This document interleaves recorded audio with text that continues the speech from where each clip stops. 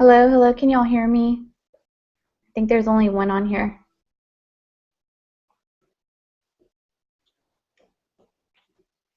Hi guys, can y'all hear me okay?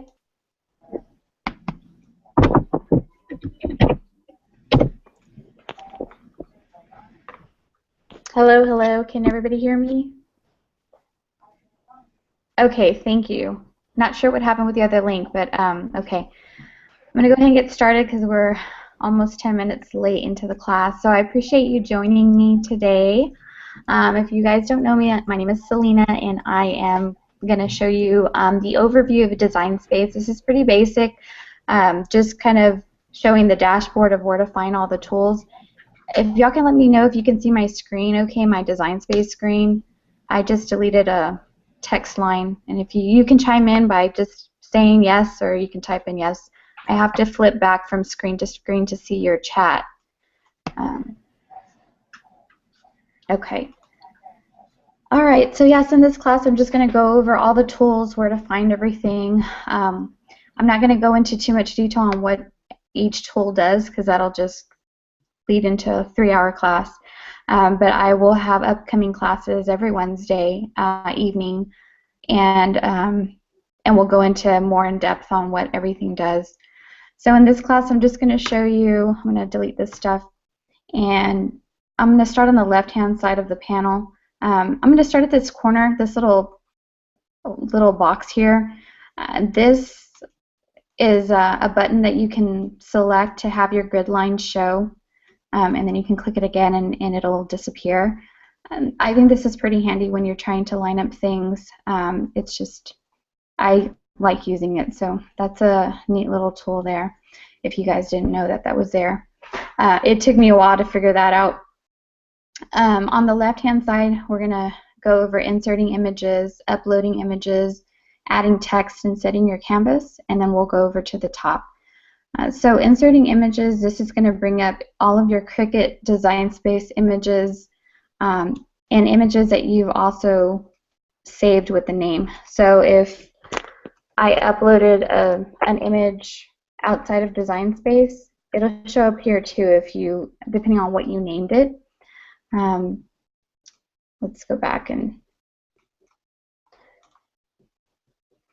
okay, so on this screen it shows a filter, so you can select an option to kind of define your search. If you wanted to only pull up a circle that was a printable, you could select printables here. You could select 3D projects. So this is pretty handy to define those searches because Design Space has quite a bit of stuff going on in there, and so when you search a circle, it's going to bring a ton of different things. Can you not hear me? I think someone's saying that they can't hear me. Let's see.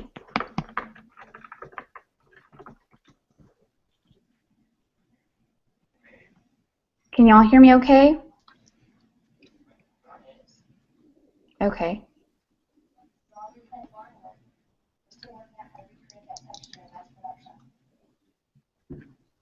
Okay. There's nothing happening.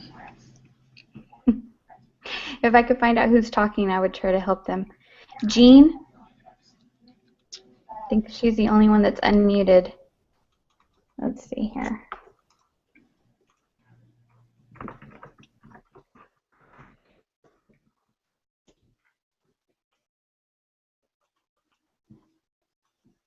Jean, can you hear me or can you see my screen?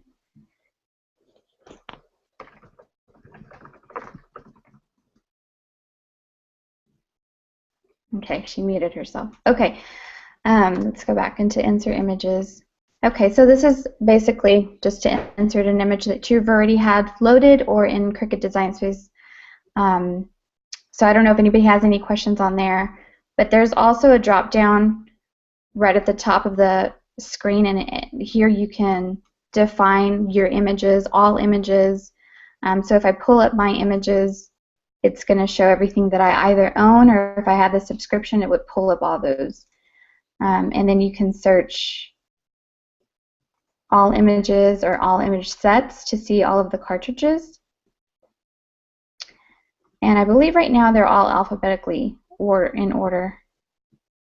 And then you can click on the cartridge to see all the images on that particular cartridge. Microphone.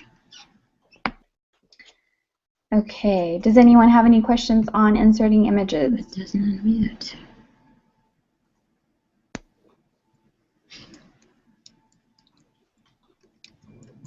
Okay, I think Jean's still having an issue hearing me. I don't know what else to let her know.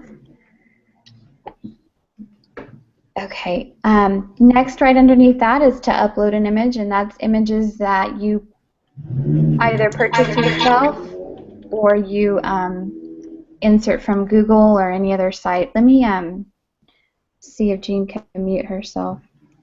I'm going to mute it for her. Okay. All right, so uploading images, it's going to be a JPEG, PNG, a GIF or GIF file, or SVGs. And so basic upload is going to be right here, and I like that it explains it to you. It tells you to upload any of these images from your own computer and convert it to a cuttable image in just a few easy steps. And basically your image will be a single layer.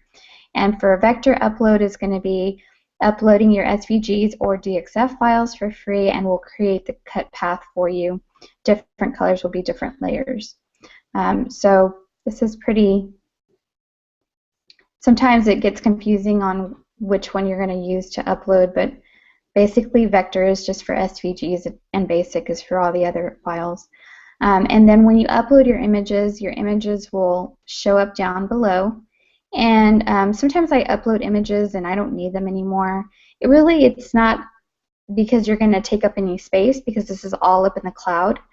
But sometimes it's just distracting to see all of this. So if you ever did want to delete something that you uploaded, you can just hover over it and you'll see it says delete down below, and you can delete that. Does anyone have any questions on uploading images? And if you do have a question, feel free to go ahead and just chime in. Normally, because it's so hard for me to see the chat, I have to go back and forth between screens. If you could just unmute yourself and just ask me a question, I don't mind at all if you interrupt. Okay, so the next under that is going to be adding text. And so when you add a text,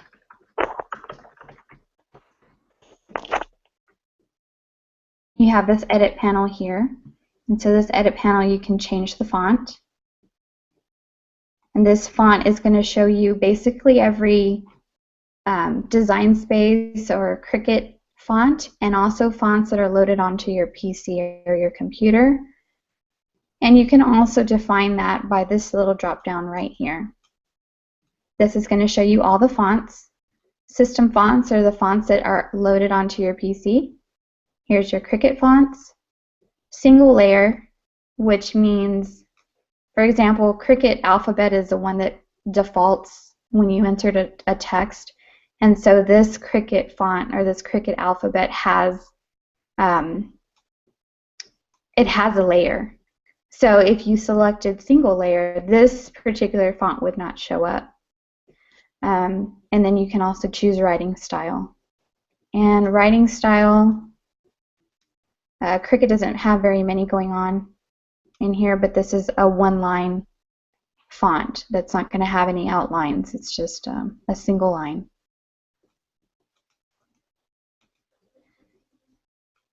Let's change this back.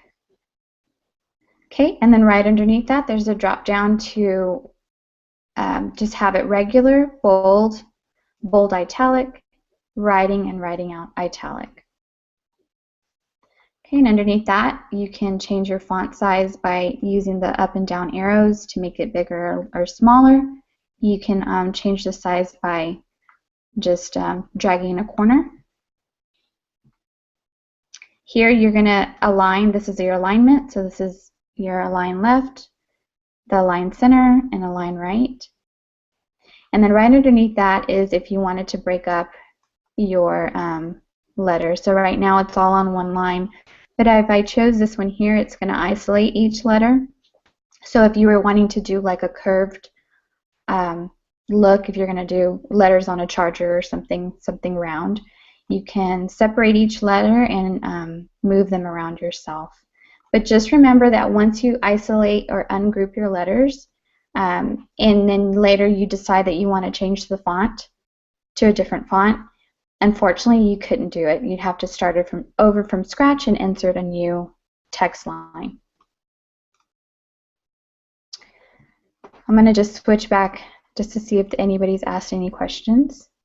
And if not, you can go ahead and chime in if you have a question on text so far. Okay. Right under that is letter spacing and line spacing. I'm going to switch this back because I changed this to writing, so let's change it back to cut. Okay, so letter spacing, if I had these letters looked a little bit too spaced out, I can choose this down arrow so that the spacing in between the letters are a little bit smaller. You can do it that way. And this is what I recommend when you're not too sure yet on changing, or if you want to manipulate your letters without having to ungroup them, go ahead and try letter spacing first, because like I said, if you did happen to change your mind later down the line that you didn't like the font and you wanted to change it, then you'd have to start over from scratch. So try the letter spacing, and also line spacing is the same thing. I had another line in here.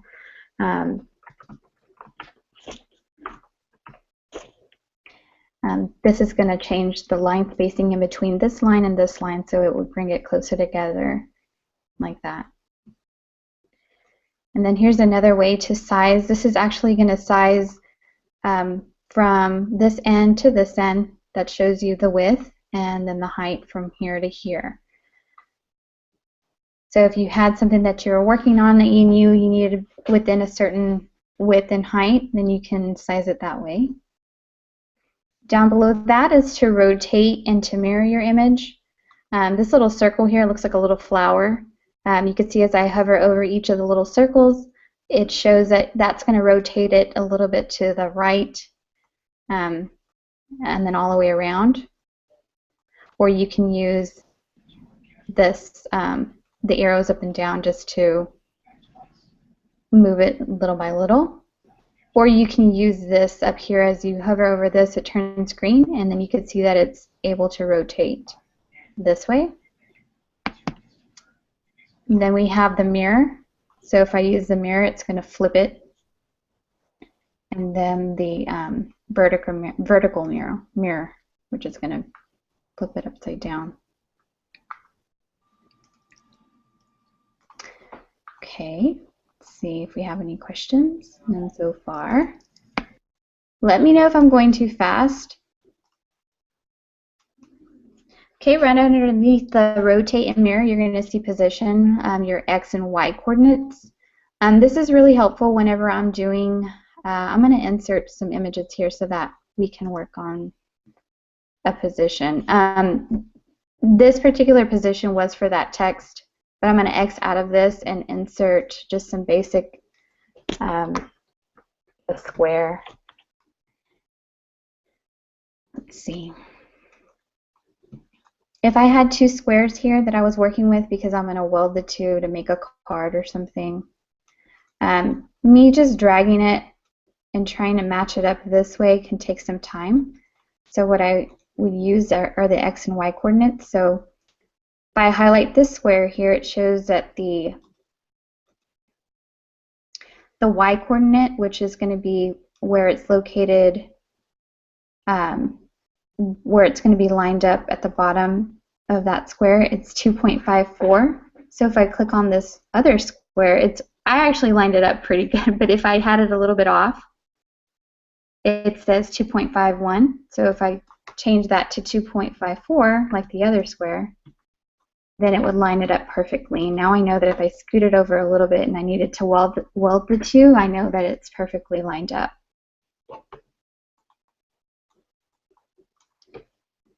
Any questions on text or anything that I've talked about so far? Okay. Let's move on to set canvas. I use this quite a bit, especially with the holidays. I've been making a lot of vinyl projects that use vinyl. So whether it's going to be a candle or a glass, a wine glass or something that you're going to put vinyl on, it's nice to work with the canvas so that you can see what whatever you're working with, whether it's text or an image, is going to look like on your project. So here, there's tons of stuff that you can use, t-shirts. There's just a ton of them. So I've been using glassware a lot. You can click on that, and it'll automatically default to a mug. But you can change that to Camera off. a vase or Microphone. a wine glass, and just click Update. It automatically defaults to a certain size, but you can change that by hitting Custom and changing the size. Just make sure that you click Unlock. Right now, it's actually been doing this since I've used Design Space, which has been, what, since May maybe? When I click on Custom and I try to change the size, it grays out. But I could still type in it and change the size, and it looks like I didn't type anything, but when I hit Update, usually it will change. I don't know if any of you guys have experienced having issues with changing the size, but I just changed it to 4 inches on the width, and it didn't change, but I updated it, and it actually did change the size on the canvas. So I don't know what's going on with that. I don't know if they're working on that, but I've noticed that you can change the size. It's kind of irritating not realizing that it is changing. So we'll see about that. But any questions on Set Canvas? Okay, you guys are pretty easy. Okay, down below that, you're going to see the magnifying glass to minimize or enlarge your screen. So that's pretty handy when you're trying to, especially with text. Some of the text that you enter is a little bit too small, and you can just enlarge the screen that way. And then underneath that is the Help button, and when you click on that, it's going to open up another window and take you to Cricut.com. And I believe it's going to take you to like a frequently asked question page, and you can type in your question in front and try and find it that way. Up at the top is the File folder, and so this first looks like a little book with a bookmark is your projects, the Make It Now projects. The next one over is when you want to create a new project. After that is to open up a file that you've already created. And then the last one is a Save As. The Save As, if I've created something in Design Space and I took my own image and I took a text and I welded the two or whatever I did, and I wanted to use it in the next project or in another project later on, you cannot take your whatever you created or changed or manipulated, you cannot bring that into the next project.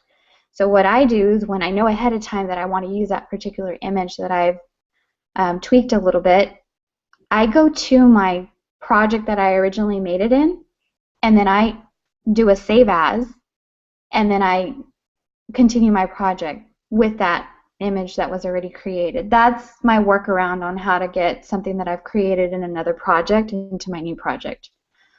So that's a good way to use a Save As. And then next to that is your Save button. Undo is if you're working on something and you accidentally did something you didn't mean to. You can just click Undo and it'll revert back to how it was before. Same for Redo. If you actually, brought it back and you really didn't want to bring it back, you could just click Redo and it'll go back. Let's insert some stuff in here so I can have these highlighted. Okay. The next one over is to cut. I usually don't ever use the cut option. I use copy a lot. So cutting is just really going to remove that image and then place it somewhere else if you wanted to. I don't know. I honestly don't know. I don't use cut, but I use copy a lot, or duplicate, which is located down here below. Another way to duplicate or copy is by right-clicking on that image and then you have your options here. Let's see, let's insert some other images in here.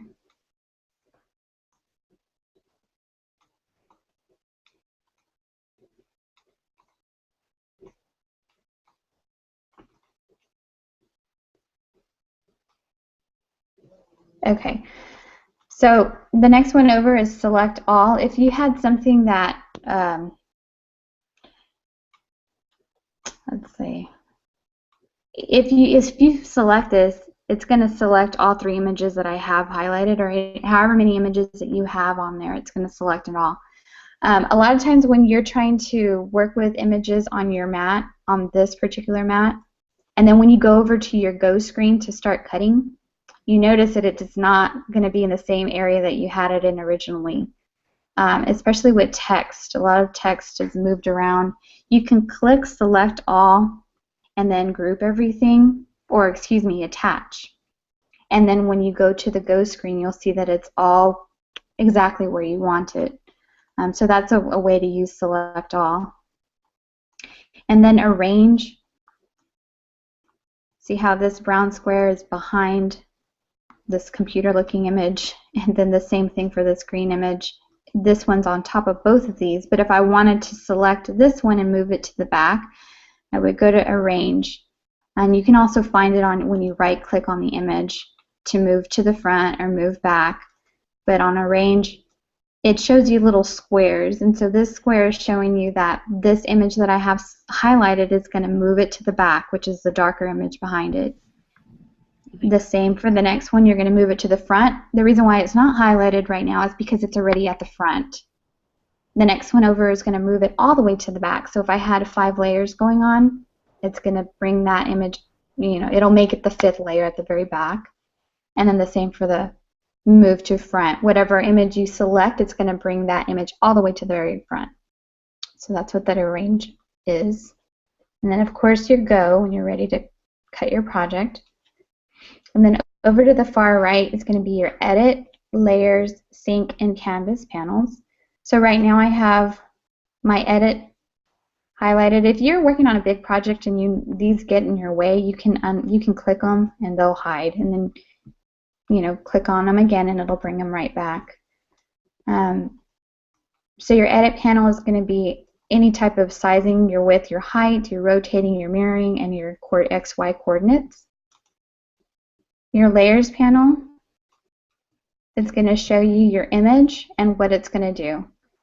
So all of these images that I have in here right now are all going to cut. So if I wanted this to write or score or print, this is a way to change it. You can also change your colors in here. Then this panel is also going to show you your slice, your welding, flatten, which is for print and cut, attach, and contour. I'm going to switch back to my other screen so I can see if anyone has any questions. Okay, no questions so far. All right, and then, so that's the layers panel. Also, the very bottom, I'm going to select a couple of images so that this can highlight. The very bottom, you're going to see group and ungroup, duplicate, and delete. So you can either group by right-clicking the images and grouping here, or by grouping at the bottom of the layers panel. And the same for duplicate. Okay, your sync panel, this is going to show you all the colors that you have going on right now. So if I had a project and I had maybe 3 different colors of brown, but I only wanted to use one brown, I could take this image here and drag it into the brown one, drag this one into the brown one, and then now you have less paper to cut. So that's an easy way to sync your colors. Okay, and then the canvas panel is the one that we went over here when I changed it to the glass. And then you can also change the color of your canvas.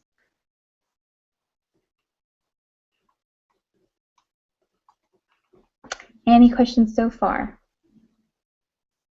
I went through that pretty quickly. I'm sure most of you know where to find everything, but I kind of just wanted to do an overview in case you didn't know where certain things was or what certain things did. Hi, Bonnie. Did you just join? Yes, I did. Hi.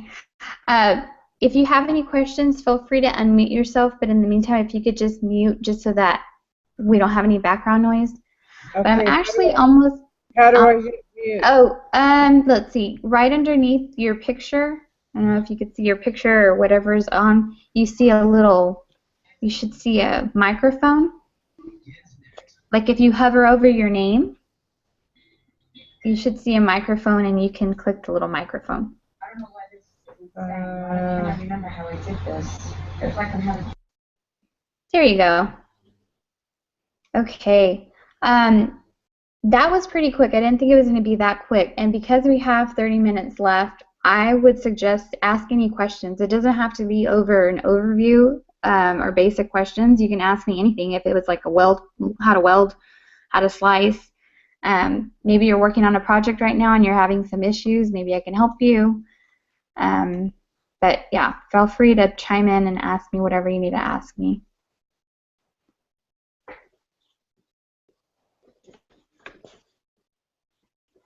Anybody? Even if you're working on a Cricut project that has like Cricut images, you might be able to share your project with me and I can try and see if I can help you on whatever you're having issues with. Okay, someone wants me to go over welding. Do you have an example that you're working on, or do you just want me to show you something basic? What welding is, let me get into, let me delete all of this. When you want to get rid of your canvas, just go back to your canvas screen, this the one to the far left, and scroll up to the top. And select blank canvas, and that'll take away whatever you had there. Okay, so let's add, are you welding images or text? Okay, let's do both.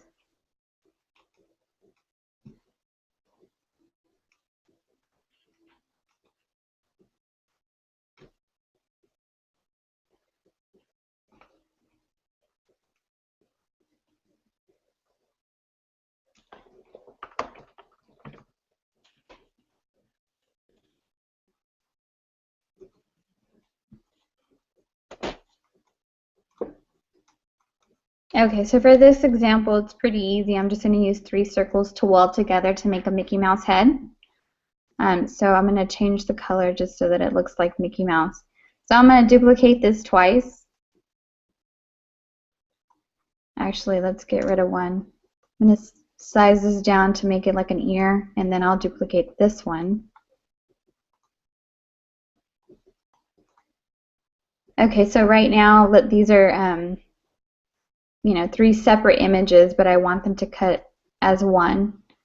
So what I would do is highlight all of these images, and now you can see that right now, if I just select one, you can see on my tools, slice is hidden, weld is hidden. The only thing I can do is flatten and contour. But as I select them all, you'll see that weld is available. So when I click weld, I'm going to do that again because it happens pretty quick. Right now you see 3 circles. So when I click on weld, you're going to see those 3 images now are combined into one, and now it's changed it to, it says combined shapes. So now you can see that this is going to cut as one image. And that's, welding is just taking images and kind of melting them or merging them together. Same thing with text. A really pretty text that I've been using, let's just do my name, or let's see. Let's do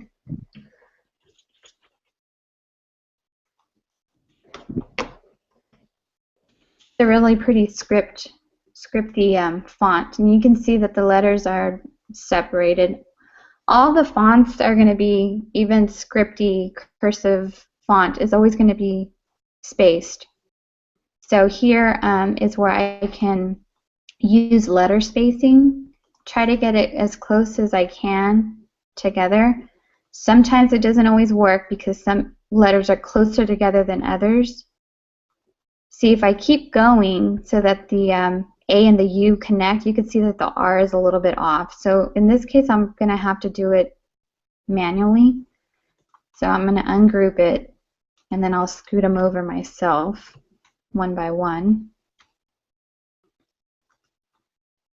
So for this one, I want to cut this all together. I don't want those letters separated. So I make sure that they're just all touching. Okay, and then I would select it all and then weld. And now you can see that it's all connected. I could probably fix that R. It's a little bit off, but now it's together. It's not going to cut each and every letter individually. Does that help you? Does that kind of make sense on how to use Weld?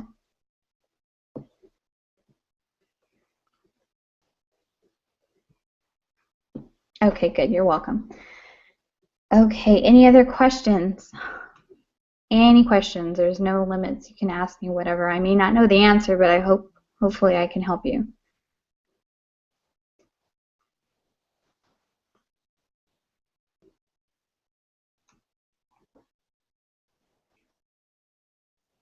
No questions?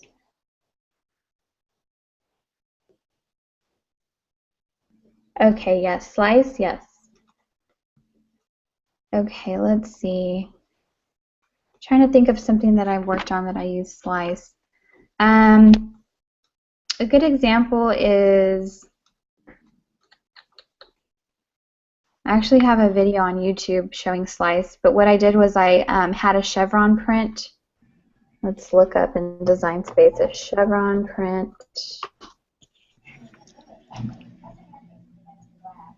Okay, this one here. Nothing is happening. Okay, and then I wanted to use a circle.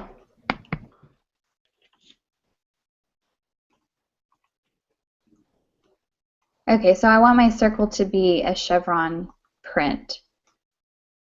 So I just put that circle right over that chevron image, and I select the two. So right now I have the circle highlighted or the circle selected, and you can see in my layers panel when you have it grayed out, when it looks gray compared to this white one, it shows you what images you have selected.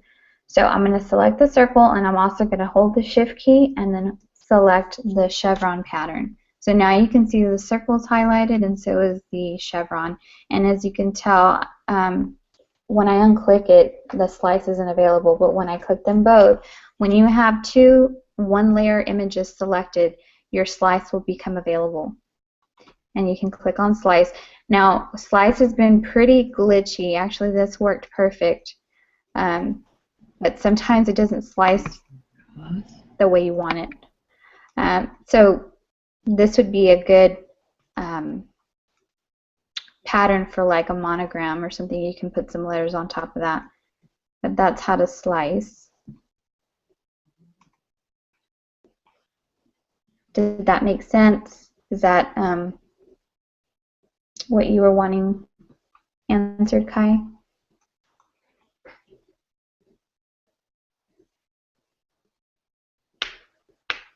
Also, if you have an image that it doesn't, let's say this font, let's say that the L was a little bit too long for you, this bottom part of the L. You can take an image, let's do another circle, and put it right over that L, and then select the two and slice. Now you can see it cut that part off. So it's pretty neat to use on things that you just want to a little bit, or however you want to change your image by slicing it off. Okay, so adding a monogram. Let's use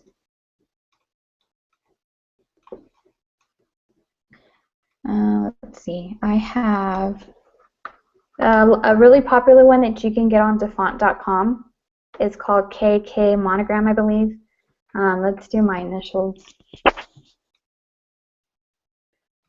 and change it. Hopefully I have it loaded. I don't have it loaded. I have more fonts loaded on my computer at work, but let's see. I mean, we can use this one. This is a pretty font. I'm going to ungroup the letters so that I can work with them individually, because most of the time you're going to use the last name as the bigger letter. So I would put this here. Let's change the color to black.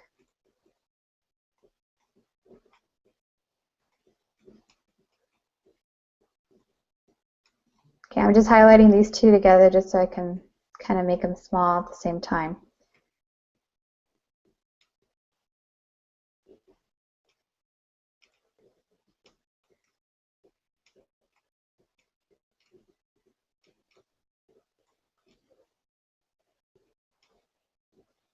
We can do something like that. When you let's say this is how you wanted it to look. I'm going to show you when you click go. And get rid of all of this. When you click go, your letters are not going to be where you need them to be on if you were using vinyl. What it does on Design Space, how it works is whenever it goes to the go screen, it's going to move the letters around to try and conserve paper or whatever you're working on. That's why it moves it around. So here, I mean, I can do this. I can move them around this way, but I don't want to mess with that. You know, I want it to look just the way it is here. So here I would select them all, and I'm going to click on Attach. And that's going to leave it just the way it is. So when I click on Go, you're going to see that the S and the L and the M are just the way they should be, like that.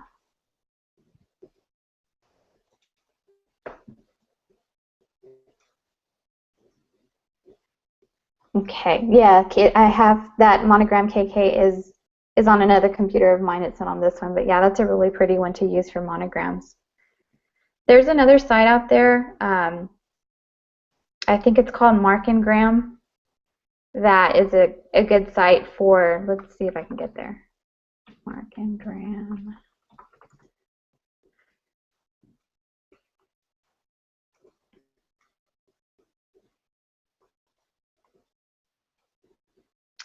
Right here at the bottom it says make your mark. If you click on that, you can make a monogram using the ones that they have here. Let's see.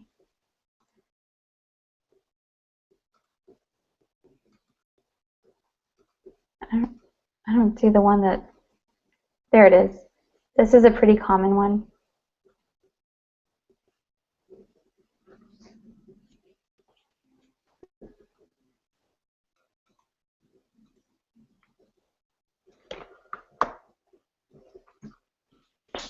So here you can actually do a screenshot or save it. I actually haven't saved it. I don't know. It probably will save it into a JPEG or something. I don't know. But normally I'll do a screenshot of it and save it that way. And then you can upload it using basic upload into Design Space. I think I have one already that I uploaded.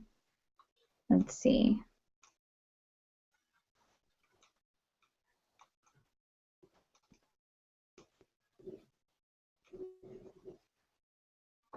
Here it is. See, so I just saved it as a JPEG. I uploaded it using basic upload, and then I just deleted. Let's go back. I'm going to use complex images because I like it to look a little bit clearer. But I just deleted the white areas and then click uncheck this if you're not going to print. And it'll show you your cut lines there. And then I can put it into my mat. And this would look really nice right over this chevron. Hello? I just got done putting letters on. Okay. All right. Does anybody have any questions so far?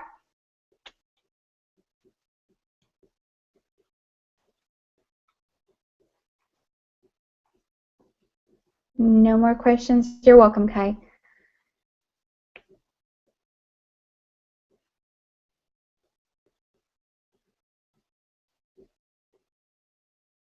Okay, I'm going to wait a couple more minutes for any other questions, and if no questions, then we can go ahead and end our class. Next class, I actually have to look back on my calendar because I already forgot what we're doing on the next class. Let's see. Let's go into... Okay, so all about text. That'll be a really nice class. That one I'll show you how to upload text by using Microsoft Word and Inkscape so that you can get that curved look on warping your text, because right now in Design Space there's not an option to warp your text, so we have to, you know, use different ways to try and get that warped text.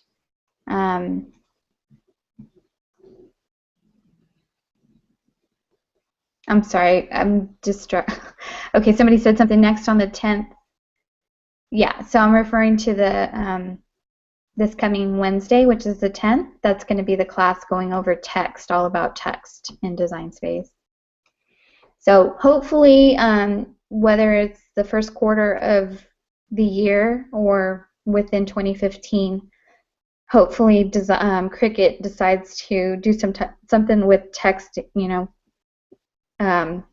being able to warp your text in Design Space, hopefully, because I know that they are looking at adding an offset option, which is really helpful to add shadows to your text and to your images. So I'm excited about the offset option, but I don't know exactly if it's in the first quarter of the year or when it is, but I know it will be next year. Any other questions?